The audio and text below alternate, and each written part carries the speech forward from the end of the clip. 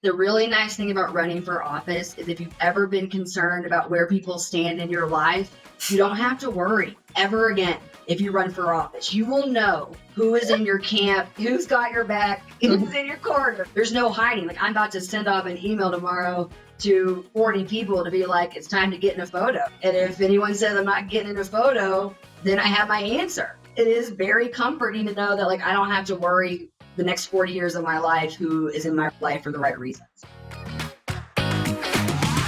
Hello and welcome to the Delusional Podcast. I am your host, Michelle Coyle, and I'm here with the lovely and amazing Tarin Nix. Tarin, would you like to introduce yourself, please? I am Tarin Nix. I am running for the mayor of Santa Fe. I love that you're running for mayor, and I just think it's so badass. So what made you think that you could be the mayor of Santa Fe? I mean, there's so many things, but I think the first thing is that I know how to win elections, which is kind of the first thing you need to do to be able to be in an office. And I've spent the last 7 years delivering good government, proving that it is possible. And I think it's possible at every level, not just at the mayor's level. I love it. And so for those of you who don't know, Tarin was a political operative for quite a long time before switching into actually being a government servant, right? Public servant is the better way to say that. Government servant sounded a little creepy, forgive me. But we know we both come out of this space of political consulting. We know tons of people that work on the operative side, but not very many make that crossover from being behind the scenes to wanting to be the candidate. So what do you think it is about you that made you think, no, it's time for me to kind of get up on stage, get behind the podium. I don't want to just be the guy behind the guy anymore. So over 7 years ago, I took a candidate from a state house seat all the way to being the second most powerful person in New Mexico as the commissioner of public lands. And she convinced me to come with her to that office, and she promised that she would enact all the things that I wanted to do, like transparency and, streamlining business services and that kind of stuff. And we did. And not only did we do all the good government things that I think are possible, we made billions more than anyone before. So it didn't trade off from our bottom line. And I think that when I started to look at the other various levels of government, I was like, oh, those are fixable. And no one really wanted to fix it. And still, probably I'm the only one that really wants to fix it. But I genuinely want to do what I've done for the state land office now for the city. So I think there are probably a lot of people watching and listening who, with the prospect of running for public office, they would think that was terrifying. I mean, we all want more people running for office, and a lot of people are super freaked out by that prospect, not only because you've got to raise money to do it effectively, but also because you take slings and arrows when you're a candidate and when you're in office. So walk us through a little bit about the mindset of, like, what did you need to do to get okay with people saying whatever they're going to say about you when you're in this position?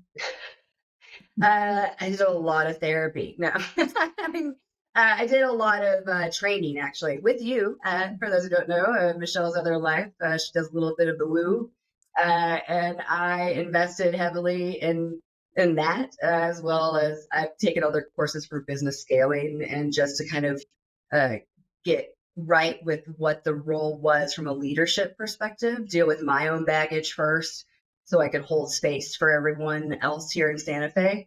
I think it was important. We have a very divided community. And so if I'm dealing with my own baggage, I don't have time to deal with not only the problems at City Hall, but the problems within the community. So it was important for me to make that step. And I make that monthly investment every month to stay right and not cry in public as much for no reason, that kind of stuff. No. For those of you listening, when we're talking about baggage, what we're talking about is trauma baggage, right? So all of the stories that come up for you that were installed in you when you were a little kid, or even maybe before you were born, coming through your family line, right? Like generational trauma is a real thing. You can Google that. That's a real scientific thing. Look it up. But we carry all this stuff with us, and when we don't deal with it, it expresses and it comes out in the way that we are triggered or reactive to certain things, right? And so when Tarin's talking about dealing with baggage, she's talking about clearing that, releasing that so that she can just be a calmer, more rational person, right? And I don't feel like it's a personal attack, right? Someone comments they don't agree with the position that I've taken. It allows me to say, that's okay. Let me hear why you're on the other side.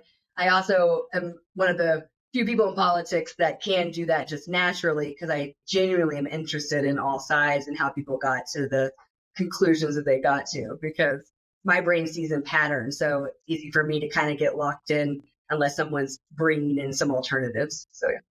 I think that's such a beautiful trait. Curiosity is such a superpower, and just being open to hearing. And for a politician, I mean, you need to be, right? Your constituents are coming with all different kinds of problems from all different kinds of walks of life and saying, hey, I need you to think about this, issue with this road, or I need you to think about this school issue or whatever, right? Like it really runs the gamut.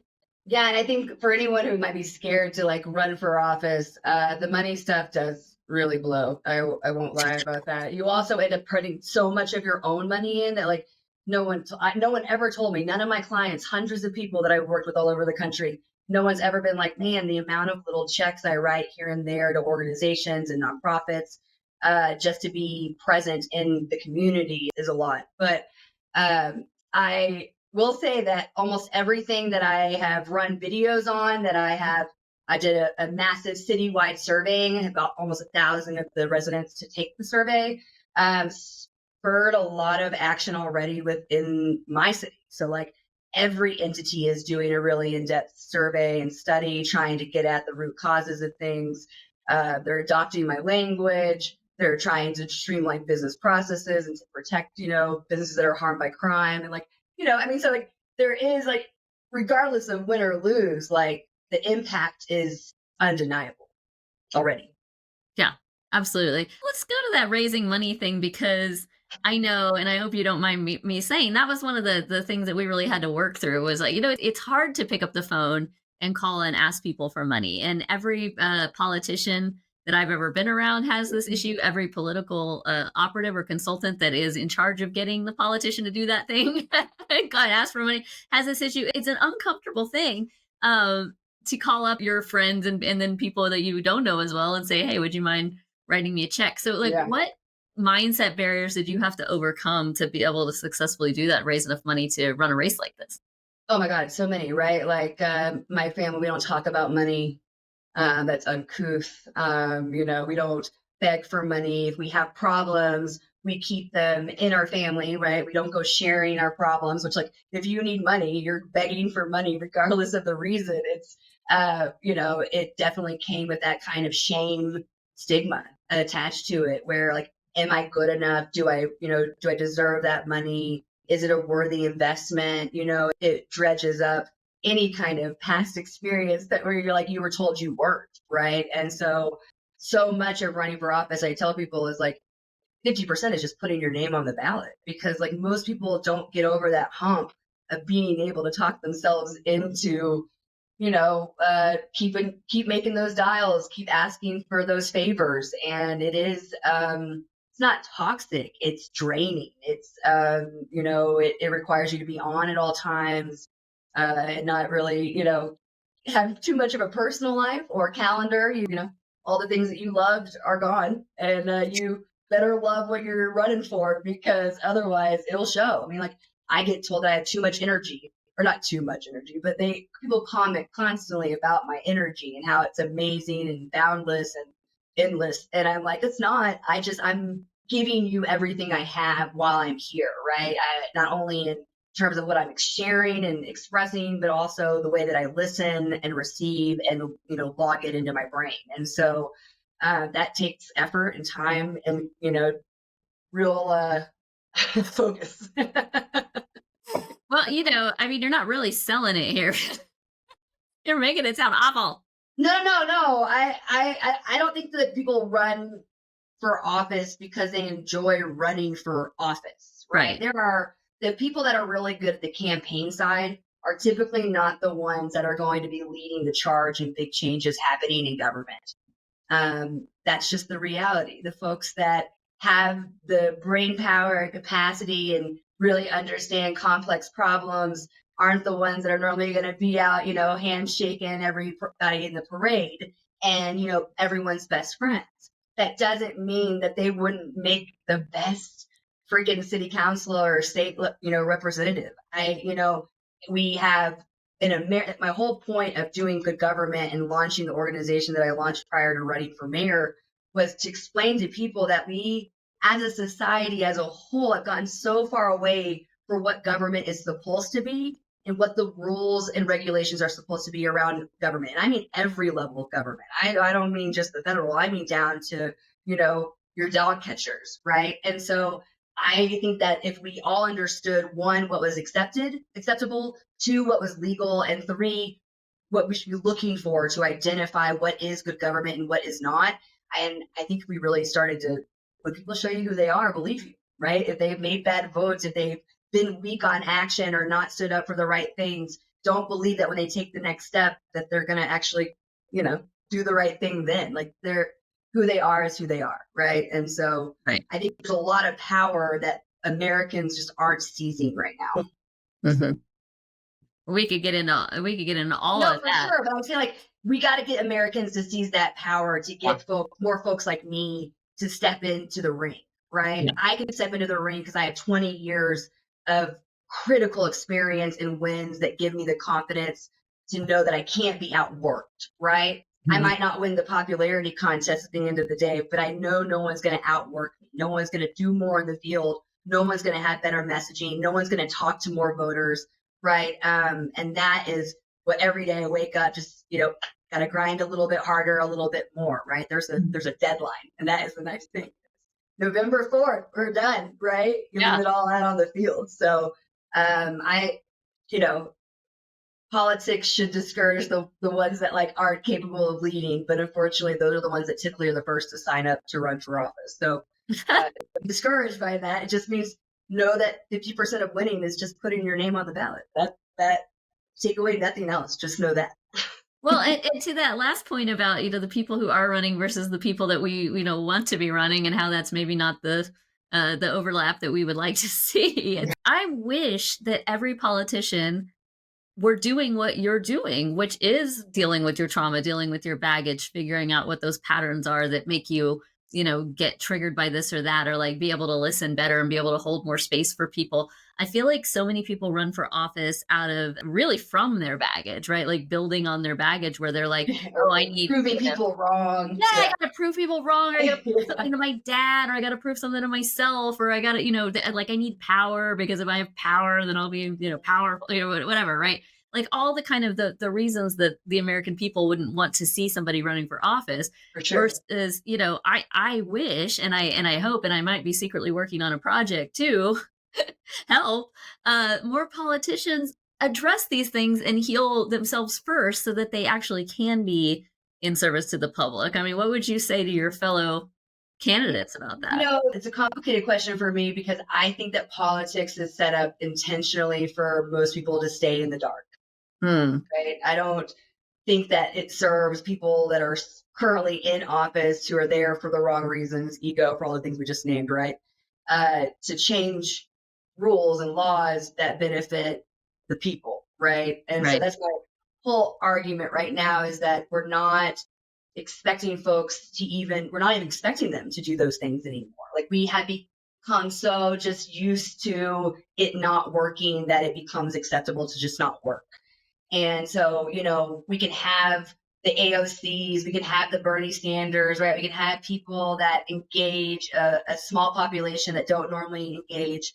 How do we engage the other 50% that aren't engaged at all? What does that conversation look like? What has to happen for people to at least get engaged back enough for us to get real leadership back in to set things back on a right course, right? Yeah. And I don't know if you're not doing what I'm doing, which is like reaching out to everyone regardless of registration, really having proactive conversations with every organization, every nonprofit, every service provider to really get at the root cause of things and how we address things, instead of reactionary, proactively, then we're going to all continue just this weird, cycle that doesn't benefit, 99% of us. Right. So, not to be sad about it. But. Well, I mean, it's a very real thing is people are feeling disenfranchised, right? People are feeling, and when we get overwhelmed, we shut down. And so whether you believe that this was all kind of orchestrated on purpose or not, the reality is that the world is a scary place for a lot of people right now. There is a lot. The news is horrible, right? Every day you go on and you read, terrible news from all angles, and it hijacks your brain and your heart and your spirit, and it shuts you down. And for the average person, they're going to say, okay, well, this isn't something that I can solve by, voting for one person for mayor or even running for office myself. And so then we get this disenfranchisement of the regular people that Yeah, but I totally disagree with that, right? I think that I'm presenting to a few hundred Gen Xers and Millennials this week, or next week, actually. And I'm really excited about it. The topic is Save Democracy, but Start Locally. Mhm. I think it's great that everyone is passionate about what's happening in Gaza. I think it's sad what's happening, but great that people are paying attention. I think it's, great that they care about what's happening in DC with Trump. You don't have any control over those things, right? If you focus on your locally elected folks and holding them to a higher standard, it will have a domino effect. There's no way for it not to, right? Because like if your local people have their own political fiefdoms, trust that your state people have their own fiefdoms, and then the national, right? Like it never ends unless you find a way to start drilling down to the local. I would also just say that, if it makes you sad that people are starving in Gaza, please know that we have here in Santa Fe, 30% of our community is starving too. Yeah. They are struggling every day to put food on the table, and we aren't addressing it as a community.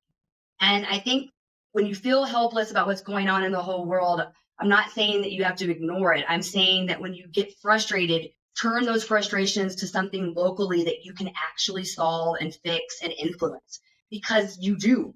It is so few people that vote in these elections and so few people that sound off at meetings and put their voice in. So I averaged it out of all the surveys that have been done in the city of Santa Fe for the last 8 years. It's an average of 350 people that submit their response. Yeah. So you're talking about that many people making decisions for almost 100,000 people every time. And you can stop that, right? You don't have to do what I've done and create a whole organization and run for mayor, but you can find your one issue and hold everyone to the good government line, right? On that issue. And those little pieces will add up to what I think will be kind of what we've done here in the land office. We have autonomy to do it ourselves here. Most levels of government don't, right? But if you want to fix it, trust you can find ways to fix it. I did this exercise for the governor's office here in New Mexico, and I was like, what could I do to change it overnight? And I was like, I can do immediate rulemaking in every single cabinet secretary in every single department, and within 90 days, change state government. I don't need the legislature to do it. And that's the reality. Y'all don't understand how powerful various arms are and what they can actually do. And why would you? Who's going to go down that rabbit hole and figure out what all the powers are? But I assure you that at every level, it could be solved. It could be fixed. It is a lack of will and a lack of leadership at every turn.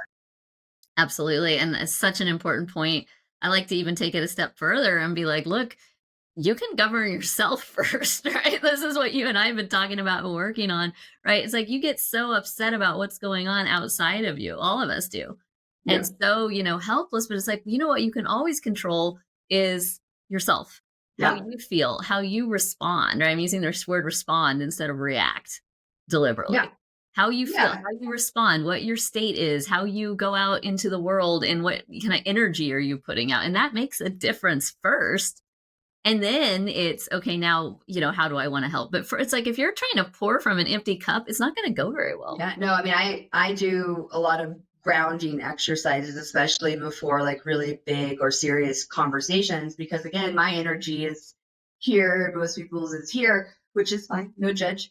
But I do have to kind of ground myself into being more calm and more present and more centered. And that's not to be less reactionary or, any of that. It's just literally so I'm more present and I'm, a little bit warmer, a little bit calmer for people, Yeah. that's just out of love and respect for what I'm trying to do and trying to really connect with folks on their level. I'm not trying to ask people to get to my level. I'm trying to be at their level at all times and have the conversations that matter to them, right? That's something that's different than most campaigns. I'm not going to tell you what it should be. I'm going to ask you what you want, right? And then figure out a way to get there. Yeah. So. Well, and that warmth you're talking about is so important, right? Because you're talking about now you're in a leadership role and you're trying to step into an even bigger leadership role. And as a leader, all of the people around you are going to be taking their cues from you, not just literally, but, energetically, right? So if you're in a shitty mood and you're out there trying to hide it, right? Like a lot of politicians are really good at putting a smile on their face and doing the stump speech and whatever they're supposed to do and performing, right? It's a performance a lot of the time. But underneath are in turmoil and freaking out. People see through that because they feel through that. Yeah. Right? It's so much more important to just be able to actually get yourself into a place of, like you said, kind of being other focused, service. Yeah, I mean, I tried to do what the normal campaign thing would do, which is like write a speech, deliver it, have points, have a PowerPoint, and it was a nightmare. It didn't work for me. It wasn't authentic to who I am and how I really communicate and express myself. And so it was like, well, what do you do the best? And I was like, Q&A. Like, you ask me a topic, it's kind of like a fun little pony trick where I can just answer anything that's happened in the last 30 years here in Santa Fe. And I'm not from here, right? Like, so it's just like this weird thing that this little white girl is up there just with all this knowledge. And they're like, well, just do that then. Yes. So I have a little kind of intro based on the room that I'm in that I kick off with, and a story whoever is hosting or, having the event for me. And then I let people just fill out cards and ask me questions. I bring them up and I read them live, sight unseen, and answer them. And it turns into an hour to 2 hours of people just, it feeds itself. And I think that's a beautiful thing. I think it's what's missing in politics. Some groups have opened up, offered performance-like activities from the creative realm here because of my energy. They thought if anyone would be really great at doing the storytelling kind of stuff, it would be Tarin.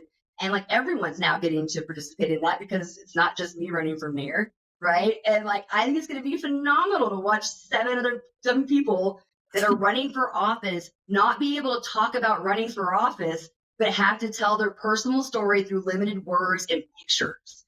I mean, come on, that, so that's the kind of stuff that we're going to have to do to get to that 50% that's not voting, right? Yeah, absolutely. I want to pivot for a second and that because this is the Delusional show, right? The Delusional Podcast. And one of the themes that comes up on this show is people doing things that not only seem very difficult or impossible to other people, but sometimes that their friends or family didn't want them to do or said they shouldn't do or tried to protect them from doing. Did anybody try to stop you from running for mayor, like your family or friends or anybody?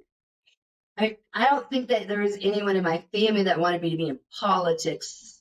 So, I think everyone thought that I'd go get my law degree, right? And I'd be a lawyer and that would be that.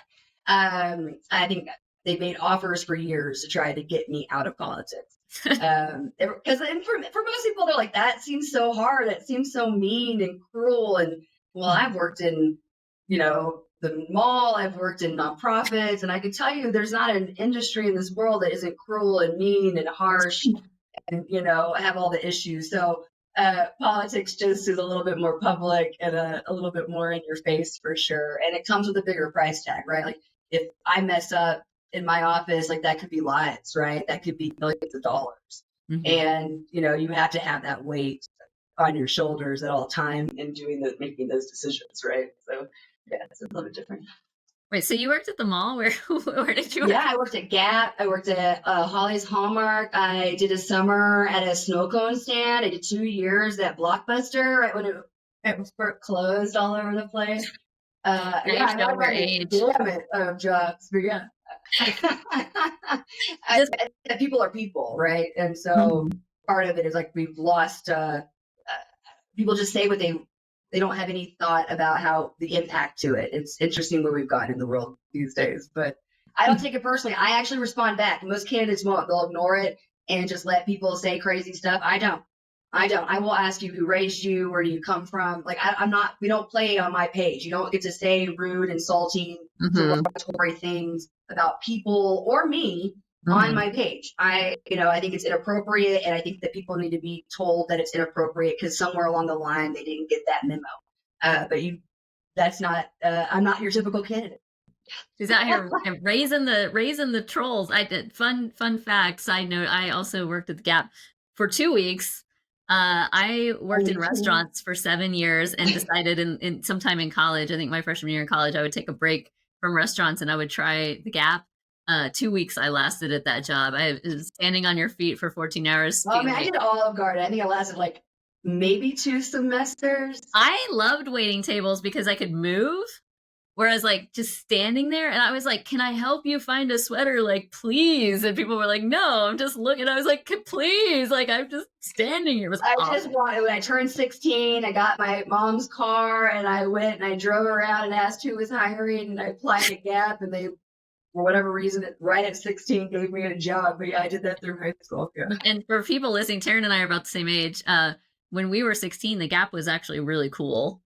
So it was cool, and then they did that weird thing when I was there, where they were doing all that weird tie dye and like sparkly stuff. They went back to big things. But when you work at the Gap, you have to wear clothes from the Gap, and you get a discount. But it was like every paycheck was just going back to like. Oh, yeah, that's all. I worked there for the discount. I just had to say I didn't realize that we had the Gap in common. But to your point, my first job ever was at McDonald's, which, fun fact, I think 1 out of every 7 people in the American workforce started their career at McDonald's. 1 out of 10. It's grown. It's crazy. Grown. But I was one of those. I started my career at McDonald's. Hardest job I've ever had. I've had a lot of jobs. I've become very successful, but like that job at McDonald's was rough, man. Yeah. Listen, I think, I've done a lot on the political side. I would say that running for office is definitely my hardest job thus far. Harder than McDonald's. Fair enough. Not used to people's eyes being on you in that capacity. Yeah. Like, I'm used to like people recognizing that I'm in a room because I'm loud and I'm blonde and but not like as a candidate, right? But now it's that. So it's a totally different level of responsibility and expectation. But like I don't even know if we're going to have a therapy session later after and work through it. But yeah, no, it's a task, man. On top of a job, on top of a life, on top of board, you gotta want it. Yeah. Don't run if you don't want it. If you don't want to fix stuff, don't run. Well, something you just said, I want to pull on that thread a little bit because you're talking about, we're going to be doing our little coaching session after this. And yeah, I think a lot of times people think of this linearly, like if you're going linearly, let me repronounce that word, linear, like it's a linear path, that if you are going to do something really big or really cool or really delusional, like become a mayor of a big city, whatever, like that you need to be completely healed before that. And that doesn't matter if it's becoming mayor, if it's, having a $10 million a month company or whatever, like I've got to heal and then I've got to do that. Instead of thinking of it as like an iterative process, right? I'm healing and I'm doing this while I'm healing, while I'm doing this. And the more I heal, the easier it becomes to do the thing. And the more I realize I need to heal, right? Because sometimes it's putting ourselves in these circumstances that actually brings up the baggage that needs to be healed. And we can't heal anything until it's presented itself to us for healing, right? For sure. I joked the other day, I was like, I would have thought if I had not done the work so far, when folks that I would have expected to be in my camp aren't, that would have devastated me. Like a year ago, that would have devastated me. Someone lied to me for 4 months and then decided to get in the race against me. That didn't happen. Like that would have set me off. I would have been reactionary. I would have made a misstep in my own campaign because of it. Like I can tell you what would have happened had I not done the work, right? Instead, it took me about, I'd say a solid day to kind of work through the hurt feelings to get to the place of the really nice thing about running for office is if you've ever been concerned about where people stand in your life, you don't have to worry ever again. If you run for office, you will know who is in your camp, who's got your back, who's in your corner. No joke. There's no hiding. Like I'm about to send off an email tomorrow to 40 people to be like, it's time to get in a photo, right? And if anyone says I'm not getting in a photo, then I have my answer, right? And I think that, while it's a little sad, it is very comforting to know that like I don't have to worry the next 40 years of my life who is in my life for the right reasons. Yeah. I now know. Yeah. I'm sure that you have people. I know that you had mentioned to me at some point in the last few weeks that you were really touched by how many people had sent you checks, like from all different aspects of your life. Yeah. And I'm sure some of those checks were small dollar checks, but you're like, it's got to be so gratifying. It's like, the 40-year-olds, right? I mean, the age demographic that should be starting to run for office, should be getting more involved, should be writing checks because they now have jobs, right? Like the real jobs. And I haven't seen that. I haven't seen the kind of influx of under 50 in politics in all these years that I've been in politics. And everyone always like, we want the young vote, but like that's just never been real life. It's never really peaked beyond a few percentage points, right? So I like waking up and just seeing folks from whether it was church stuff when I was in elementary and middle school and high school to high school folks to debate from all around the country, like, and it was our people. It was like our age group, and it was it makes me want to cry right now just thinking about it because it's so fucking amazing. Oh, sorry, but Yeah, it really is. It's like it's the best thing ever because you're like, oh, we're waking up. Our age group is gonna wake up. Like we will fix this. We will fix this all together. Like, and I think that we're in this nice little sweet spot of understanding both kind of pulls of old America versus new America, right? And so I'm excited. I hope that my craziness in running for office, maybe a little early at 41, if I have most people's standards, hopefully it inspires folks to like take that leap themselves, whether it's school board, county commission, but like something that impacts an issue that you can really change, right? Because even if you go to Congress, you're one of a few hundreds. Just, you're one in a cog. You might as well be a lobbyist. But there's something about the personal level too of getting these checks from people that you never expected that, maybe that you didn't even know remembered who you were from, like you said, from all walks or aspects of your life. When I just announced the Delusional podcast, for instance, I got the same thing. I got people coming out of the woodwork from all different. No one's tried to talk me out. There were two folks that were like, we really love you at the state level. We love you in the role that you're in. And I had to explain to them, like, my role's ending. I'm appointed. So in a year, we're done. And